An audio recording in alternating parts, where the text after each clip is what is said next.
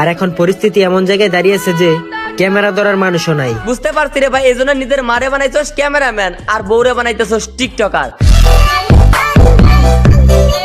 আচ্ছা ভাই, তোর না একটা জামা কাপড়ের দোকান আছে, ওইটাতে তো ভালোই ইনকাম হওয়ার কথা। এরপরে বউরে দিয়ে ইনকাম করতে হবে। স্বামী হইতেছে জামা কাপড়ের দোকানে বসে বউর জন্য লাইন লিখে দেয়, মা হইতেছে ক্যামেরা ধরে দেয়, আর বউ হইতেছে টিকটক বানায়। শোনো, আমার কাছে তোমাকে ছাড়া আর কিছুই নেই, আর আমি তোমাকে ছাড়া অন্য কিছু চাইও না। ভাবি টিকটক কিন্তু মজাই লাগতেছে। এত মজা কিসে তোমার? এই যে মজা কি শুধু আমার একাই লাগে, আমাদের ভাবিরে তো লাগে।